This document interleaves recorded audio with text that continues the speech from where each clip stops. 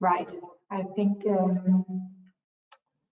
let's just get started, and then people can join us as we go along. But as I was saying, this week's webinar is about how you can manage your controls within Impero, how you can basically, what opportunities Impero bring to effectively manage your controls.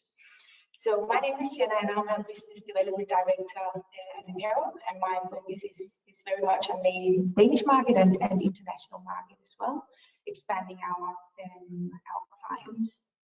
And with me today I have Morten, who's our platform expert. He's our head of customer success. And before we get started, we'll quickly introduce ourselves. So Morten, if you want to start. Yeah, I can do so. My name is Morten Christensen. I have been a part of Impero for the past 5, almost 6 years actually. I know a lot about the solution, the platform, the different use cases. I'll also be the one taking you through the webinar, at least on the Impero side for today. Brilliant. And for myself, I bring more than a decade experience from the professional services industry. Still quite new to Impero, but my focus has always been very much around the design and optimization of processes and internal controls. So I bring first-hand experience with control management, both from an operational perspective, but also from an advisory perspective. From an operational side, I used to work at a Danish listed company where I was the one operating these controls. And from the advisory perspective, I have spent the last 5 years on building control frameworks for both Danish and international businesses, making sure that these would pass the test with the external auditors. To top that up, I have also been an external auditor myself, so I've been assessing the effectiveness of these controls. So I have definitely a few different angles of experience with control management.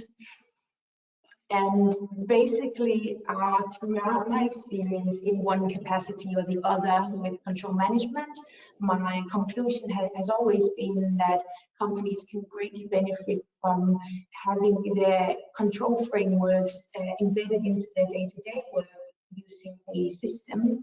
So that's what we're going to talk to you about today, how you can effectively leverage on Impero to make sure that these controls are in fact effectively designed, but also operated as intended.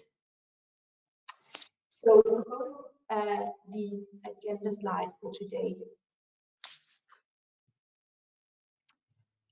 We are going to talk you through for the next 30 to 40 minutes how you can basically leverage our easy-to-use platform with automated workflows to effectively manage your controls. So we'll primarily be zooming into the control management and the reporting module for today. We won't be touching on the risk module. We'll park that for later webinars.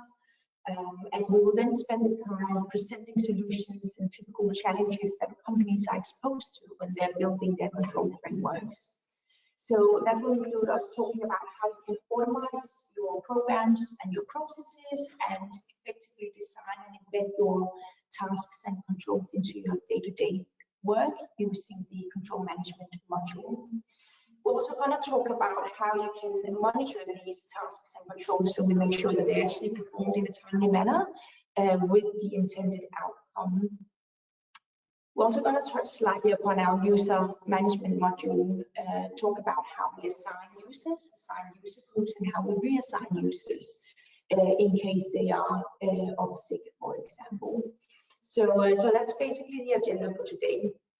And you will be able to ask questions throughout the webinar. We'll also hold time at the end for answering any questions if we haven't addressed all of them as we go. So please feel free to chip in any questions that you may have. So I assume that all of you listening in to this webinar has experience with either the design or operation of controls. And you may also know how difficult it can be for everyone to be aligned to have the same understanding, the same appreciation of who needs to do what and when.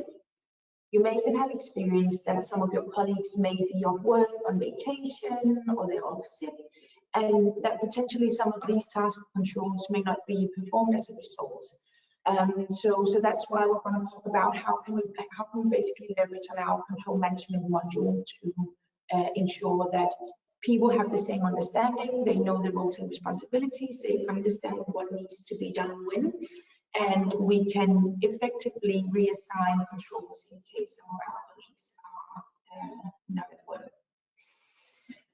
So Morten, I'm a self-proclaimed control nerd. I spent the last decade nerding with internal controls. I know exactly how to build effective controls, effective control frameworks, and in order to do so, you need to include a number of specific attributes when you design these controls. But what I also know is that only very few people are as interested in controls as I am. And that's why I really like the idea that Impero has already taken this into account when we've built this intuitive and flexible control management module. So perhaps you can take us through the 4 building blocks of the control management module and show how easy and simple it is to build these effective controls. Of course, and thank you for that, Janet.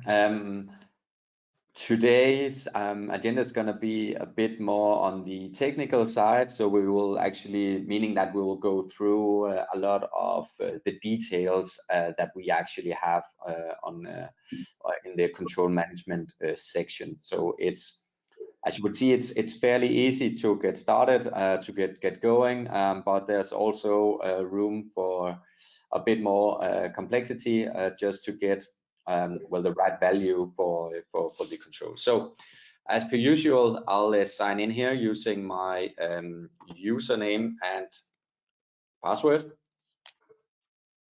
Again, I am what we here call a risk and control manager, meaning that I have access to a bunch of different data here, and I can actually populate new controls, and I can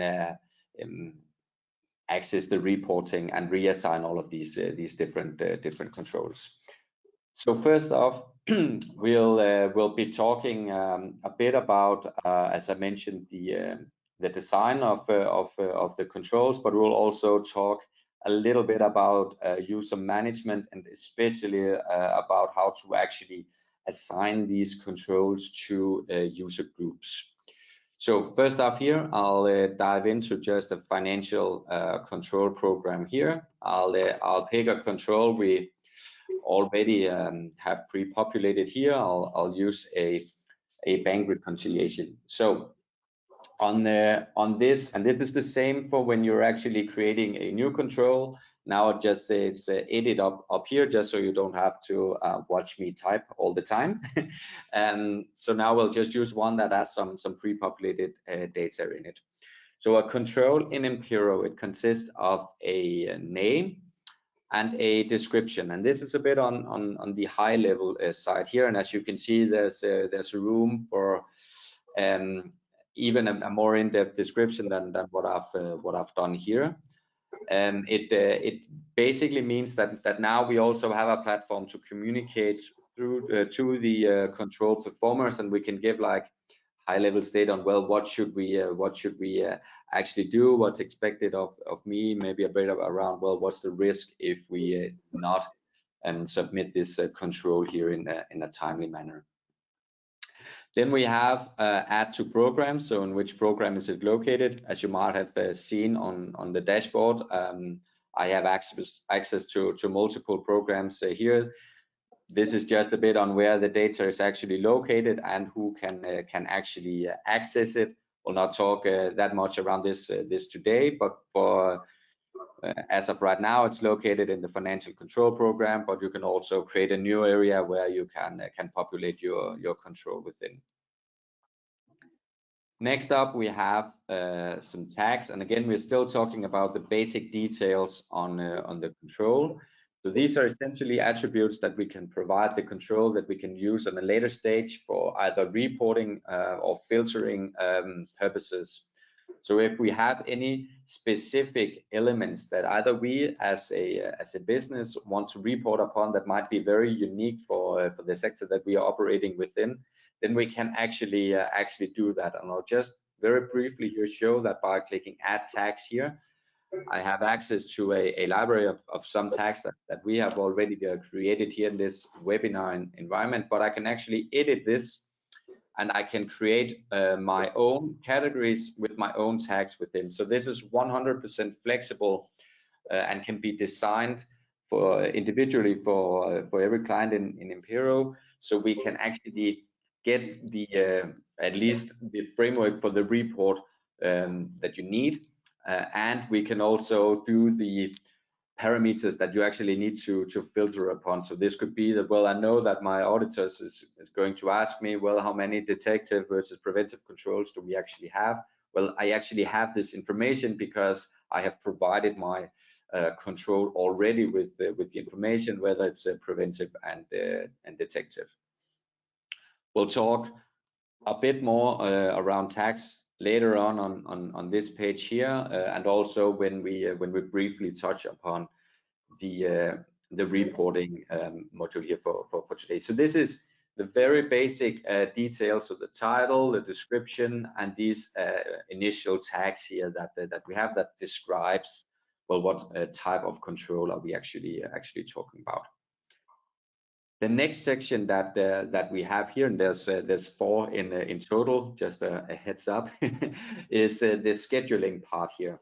So initially we have 2 different options, and actually when you're creating a new one, it would look like this, because it will per default be a manual control here. So this a manual control is a one-off. So this could be that, well, we have this one task here. It could be that, well, we need to approve a given policy.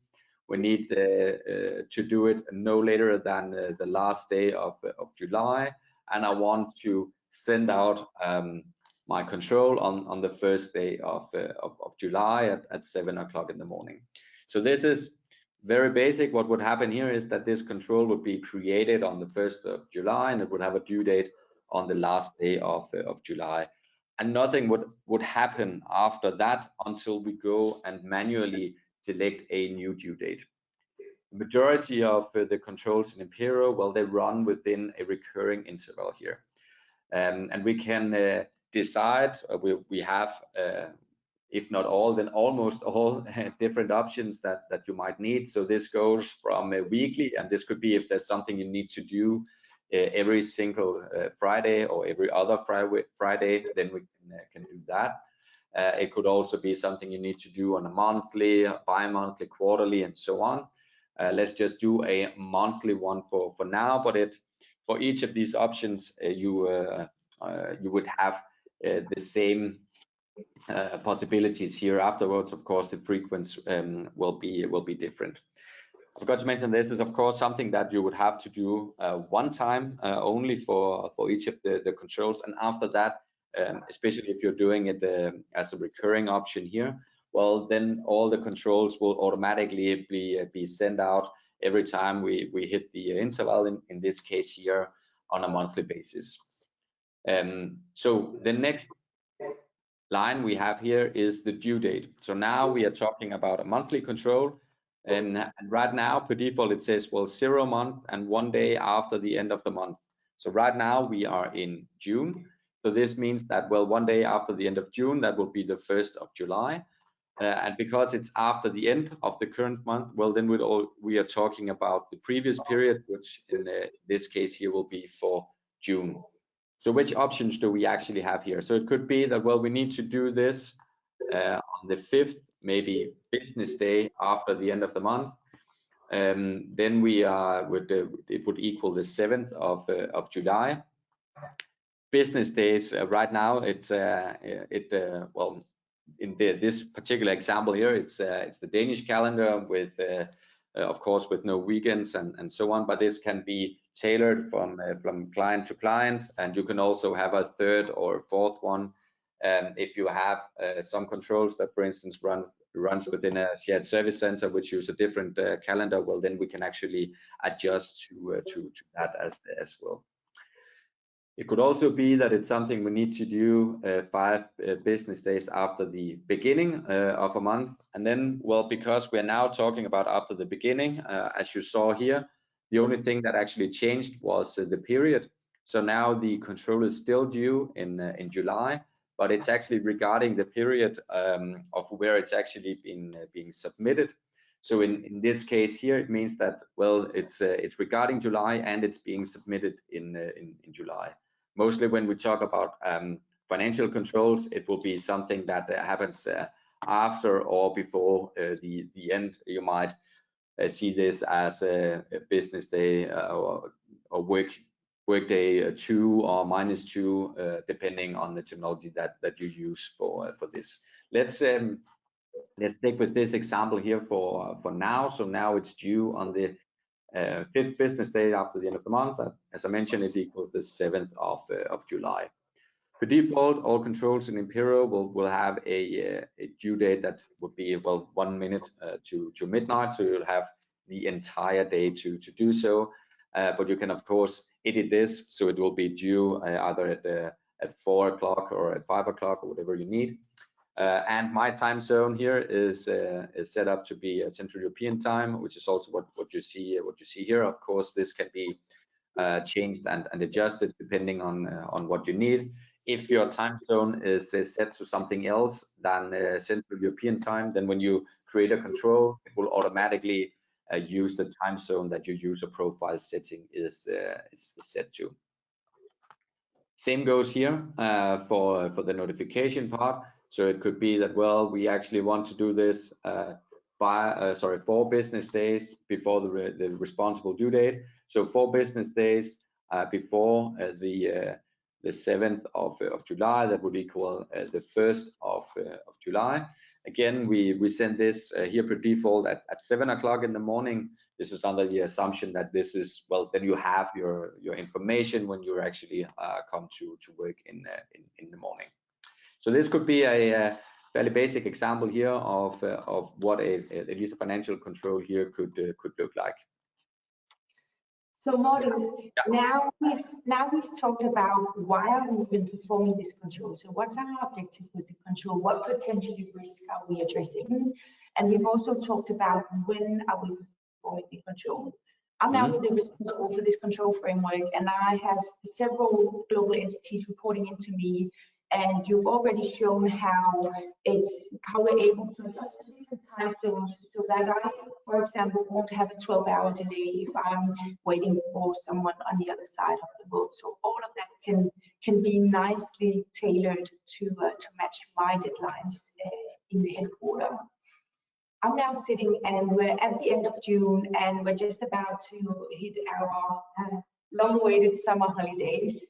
I don't really want to spam my colleagues with controls whilst they're away. So is there any way we can make sure that they get extended deadlines for example, July? Yeah, let's have a look. So as I mentioned, if you recall, like 10 minutes ago or something like that, it's fairly easy to get going. This is also what you see now, but we can actually also make it a bit more sophisticated if needed. We had this here in the advanced options. So as you see here now, I hit advanced option, I get these 4 different checkboxes, but I actually have 5 options. So one option could be, well, if it's a non-key control, then we could actually say, well, we don't want to do this control here for a given month. That's one option. What you are referring to, Shani, here is that, well, I can actually plan my entire year ahead, and I can, using this one control, you could almost call it one control template, and I can do that by providing custom due dates. So when I click here on set custom due dates, I'd actually see here that I can customize this from period to period. And it's key to notice here that we are talking about periods. So if I just go one back here, then for the next period here, we are talking about June. Then it might be that the control that we are actually might actually be performed in July. But that means if I here go and customize June and say, well, we need a few the other way, a few extra days in June. So now for June, it's due on the 10th business day after the end of the month, then I can actually do that. And you would see here, as soon as I hit OK for this, the due date up here would actually change. So you would have some extra days to actually do this. And it's this can be done for all of the month during the year. And of course, unless you go and make any changes, this would also apply for the year to come. So you can actually fairly easy plan ahead. Same due date here for responsible and review. I'll get a bit back to that.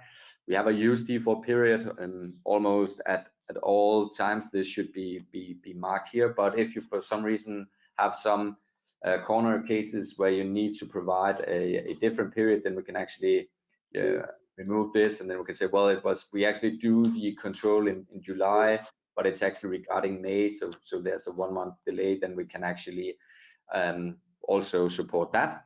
And more key actually here in the end is that, well, Impero actually communicates through emails, so we want to send as few emails as possible. So in this example that we have right now, if I am the responsible for a control, then I would receive an email at 7 o'clock in the morning on the 1st of July, and then nothing would actually happen unless someone, of course, manually go and send me a reminder.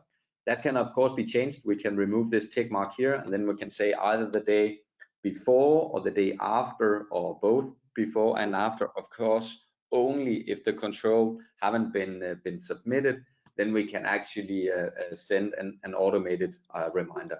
So in this case here, so that means if I don't do anything, if I'm the responsible, I can at maximum get 3 automated emails. So I'll get 1 here on the 1st, and if I haven't submitted my control yet on the 6th of July, then I'll receive an automated reminder again on the 8th. If of course only if I still haven't submitted my control, then I'll receive a final reminder as well. When we look at the reporting section, I'll show that how we can actually both send manual reminders, but also reallocate some controls to different users if needed. Morten, we have one question. Yeah. Regarding the use of calendars, yes. But also scheduling of all months of the advanced option. Hmm. So the question is regarding different calendars that Impero can hold related to business days. Would it be possible to mix 2 different calendars, so that if we have a monthly control that is upgraded 12 times throughout the year, would it be possible to use to have 2 specific months following a Polish calendar, and then the remaining 10 months following a Danish calendar? So each of these will have to be set up once. So how we would actually and they will need to use the same calendar, just to answer that right away. But what you could do is that you say, well, we do 1 control here that follows the Polish calendar. We only do that for, let's say, for these 2 months that we have here. And then we do a copy of this, use a different calendar here for the remaining 10. That would mean that you would have to maintain your data in 2 different places, but that would actually give you what you need.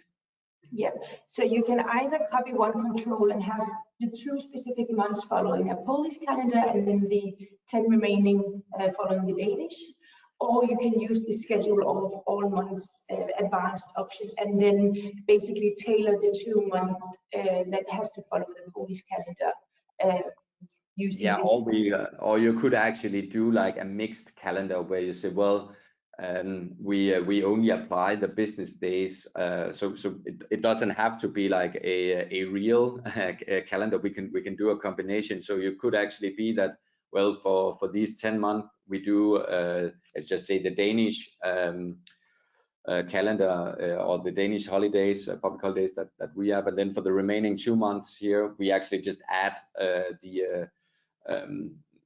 the Polish ones. So and then you would have like a customized 3rd option here and then you could basically do it in one control. So that's also an option. So there would be works better for the question that was here. There would be several options as to how you can address this. Yeah. Brilliant. So now we've talked about the purpose of the control, how we make sure that it's done timely. So how do I make sure that people understand their roles and responsibilities? They understand what controls they need to perform. Yeah, so next up here is that we will actually put on some phases of who is actually supposed to do this. So just to explain this, quite simple here, it could be me, it could be Shanne. So what would actually happen here is that we would send two perfectly identical controls, one to Shanne, one to me, and we will both have to submit an answer. So for this specific use case here, it could be that, well, Shannon needs to do this for company 100. And again, as you can see, we use the tag catalog as before. Of course, these are just numbers here. You can use your real entity or company names for this. We might say, well, we also need a country dimension. It could even be that, well, we also want to be able to pull a regional report. Then we could add a regional tag as well. And then I can do the same for me here and say, well, I need to do this for company 300, which is in Denmark. So now Shannon will receive this one control here for company 100 in Austria, and I will receive this control over here for company 300 in Denmark. So that's one way of actually working. Another way is to actually use user groups. So now I have pre-populated a user group here labeled finance managers. And as you can see here, we have two different options. So one is individual. Now there's 9 different users in, or maybe actually not different, but there are 9 users in this user group here. So this means that now we would send this control here to everyone in this user group, and everyone would have to submit an answer. That's one way of doing it. So this could be that, well, we know that all our finance managers needs to do these 10 controls here. So now I can just add in the user group, and then I'll only have to maintain my my user group. In essence, it would be the same as manually providing all 9 names to each and every single control. Another way, which is actually quite a neat feature, is that we could also say that, well, we want to work as a group. So now you can see that, well, it goes from us sending 9 controls to that we actually only sending out 1 control. So this means that we would make this control available for every user in this specific user group here, but it will only one of them would have to actually submit an answer. So this is a bit more if you work in teams. It could be that you have, actually it could also be if for those of you using a shared service, well then we can have a user groups. We can make all the controls available for everyone, and then they can just take the controls. We have a claim feature where you raise your hand and say, well, I'm currently working on this control here. So you're not working on the same control at the same time.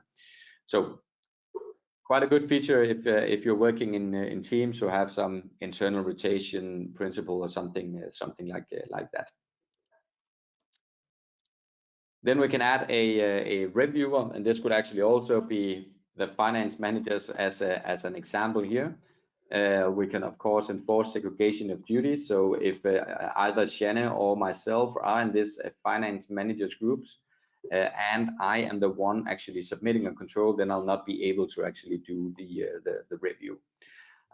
So that's quite easy to set up as well, and it could of course also be individual. So it could be that, well, finance managers are the ones to actually review Shanna's work, and then Shanna will actually review my work.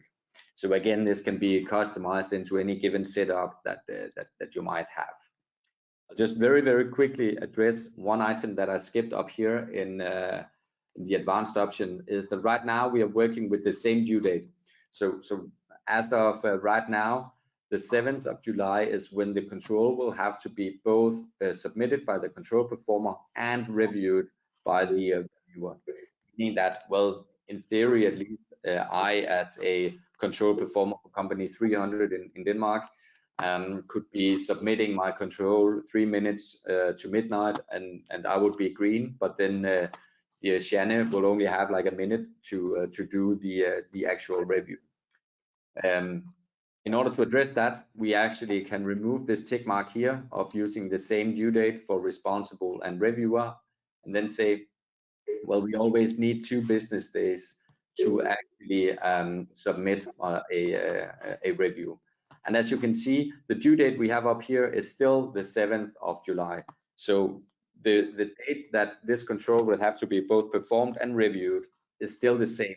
But what we do here is that we say, well, the responsible's due date, so the control performer's due date, is now on the 5th of July. So we can actually work with 2 different due dates. Brilliant. So now we know what needs to be done. We know why it needs to be done, when it needs to be done, and who should do it. But what should they actually do? Yeah, so that's the more fun part, and the last part that we have here. So in Impero we see a control a little bit as a questionnaire. So you can see these building blocks that we have here. So this is a combination of a radio button, an attached file, and a few comment fields as well. But these are all answer options that the responsible users will have. So if we want to ask a question, this could be this one here: please confirm that the reconciliation item has been investigated and solved. We can say, well, either yeah, I do confirm, or I do not confirm. It's required, meaning that the control performer cannot submit the control without having answered one of these 2 items here. And as you can see here, we actually have a few options here. So I'll just do this a little bit here and say, well, what we have here, this is just a dummy link here to our SharePoint internally here. So we actually, and this is just to highlight that we actually support links as well.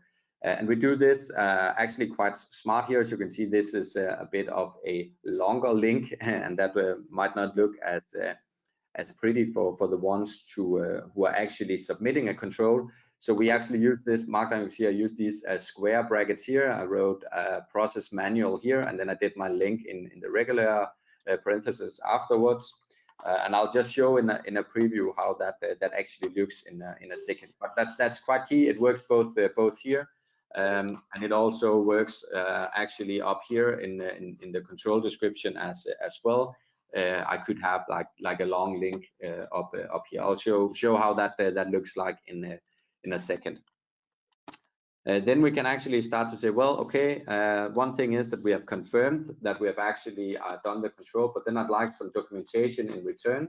So I've used this attached file element here. Again, it's required, but I only want to show this item based on a condition that, well, if the control performer did up here in the confirm button, they actually answered confirm, well, then they need to upload something. If they didn't do that, then I can actually say, well, then I need a comment that says, please explain why. Again, this is required, and it's only applied if we say not confirm, and then we can have like an optional comment field if we say confirm. It's very easy to do these different elements here. We could just provide a radio button here. It could be it could be control. I can spell control. Effectiveness, for instance, we could say, well, this control here is it either effective? Is it partly effective? Or is it not effective? That could be one option. So no matter what, then we actually need to answer this specific question here. And I'll just do a quick preview of how that actually looks. So in real life, we'll send out an email to Shannon and to myself. As you can see, we have the long link up here in the description. We of course also support the shorter version. I'd just like to show you both options. So we have the title. I can see that it's supposed to be completed no later than on the 7th of July. It's regarding June. I have my overall control description. I have maybe a link to a procedure up here that we might store on a SharePoint, as in this case here, on a separate drive. And then we have the actual control here, where it says, well, please confirm that I've done, and I can actually see my process manually here. Again, this works just a link, just as this one up here. If I say confirm, then I'll be asked to provide some documentation. I can do an optional comment. I'll still have to do my control effectiveness evaluation. If I say not confirm, well, then this might be not effective, and I would have to actually provide an explanation on why. So for each of these controls, we can individually tailor them into the purpose that the control is actually needs to fulfill. And again, as I already mentioned a few times, it's very easy to get started. You might not need all of these options. Maybe on the first run, you just actually need to confirm for all of your entities that they have done whatever they need.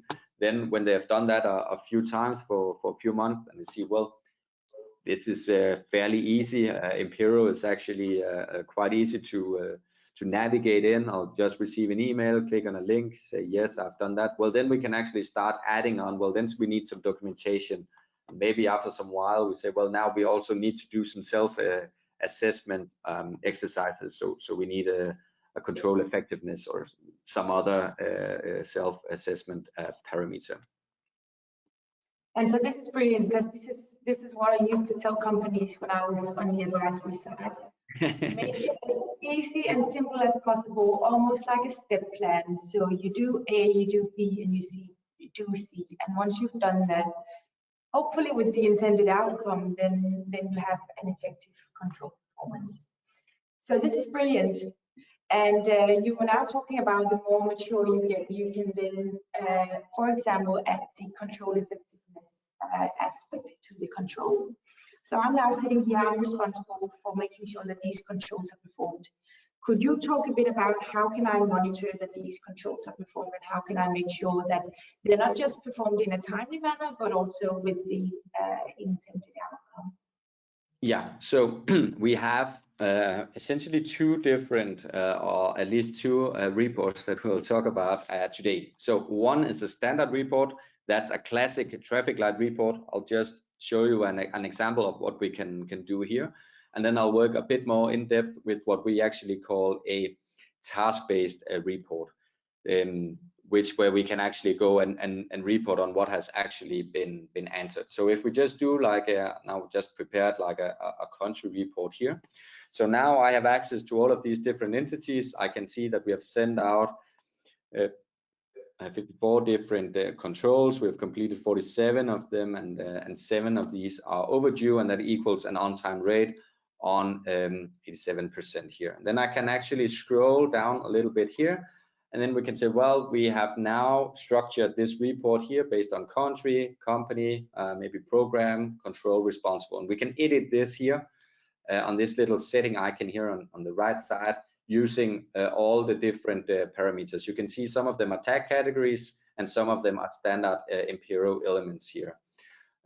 So what that actually means is that if we just take Germany here as an example, we can see that we have sent controls to 3 different entities, 500, 600, and 700.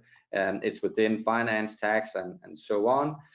We can see the name of the control and who have actually done these controls here. And I can do this for every single company that we actually have. The smart part is that I can actually also click on each of these numbers here. So I can say, well, now we actually have 7 overdue items. So I can click this number 7 here, and I'll be brought to what we call an activity list here. You can see there are 7 items here as well. I can mark all of them, send a manual reminder, or I can say, well, I see that all of these are actually to the same user, the same responsible person. So I could actually reassign them to a different user. That could be me.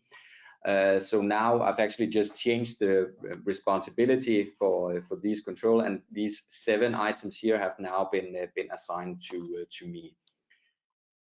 Again, this report here shows whether a control has been submitted or not on what has actually been answered in these controls. So in essence, it could be all of these have just been, I said, no, we haven't done this, and they are all not effective if we recall back to how our original control was designed. And in order to meet that, then we actually use what we call a task-based report. I'll not go into the detail on how it's actually designed, but what we actually do is that we create a report based on this specific element here. Well, it doesn't have to be this one here, but my example here is for the control effectiveness that we have here. So I've designed a report, and I've mapped all the different answers. So that actually means when I pull this report, and you can see that this is a task-based report, and it's based on the control effectiveness that we did down here. And when I pull this report here, I'll not only look at how it's actually designed, but I will now have an overview that we have actually sent out 18 different tasks for the period here of July. 4 are still pending, so there are some controls that haven't been submitted yet. We have 9 that's rated effective, 2 partly, and 3 not effective. And this gives me well, a bit of a different overview than what we had before. I did, or at least almost the same structure down here. So if we take Austria here as an example, I can again go and say, of course, I have my complete overview here, and I can see, well, we have 1 partly for Denmark, 1 partly for Germany, 1 not effective for Austria, 2 not effective for Germany. And if we use Austria here as an example, I can see that it's actually for company 200.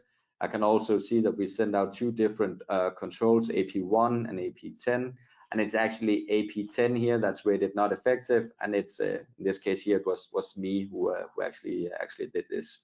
And I can dive all the way into to the answer by clicking on this number 1 here, and I can see the result of this control here and say, well, it pops up in my report as not effective because, well, I actually did rate this here as not effective, and I can see the entire log of the control here as well.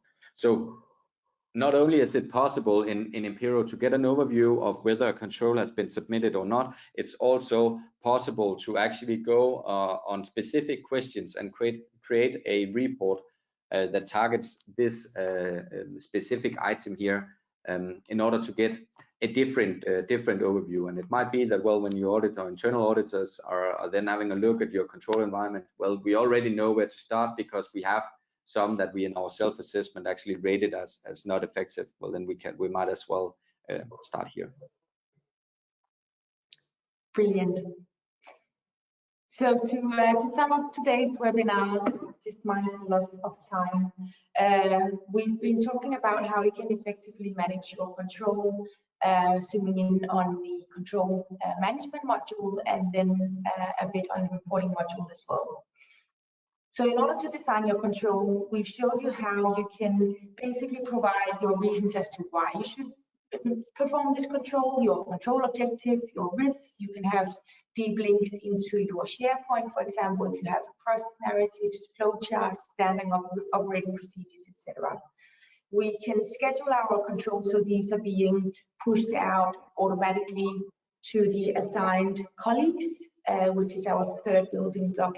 And we can build these very easy step plans for our colleagues who may not have the same risk and control appreciation, so they know exactly what needs to be done in order to perform this control.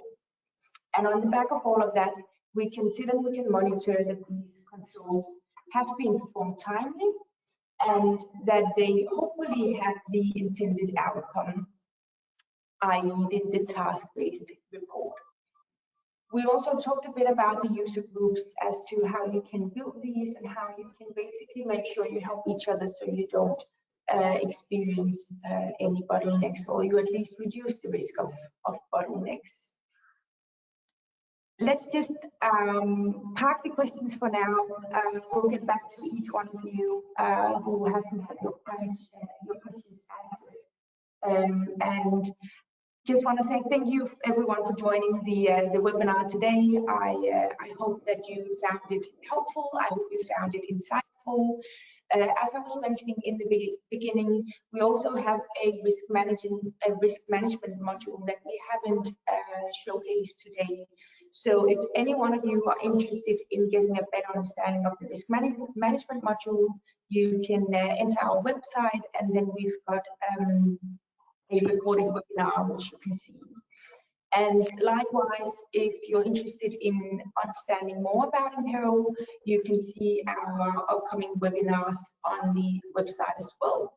The next one is on Thursday, the 1st of July, where we will be giving you insights into how you can digitize your finance processes and underpin your controls and risk management.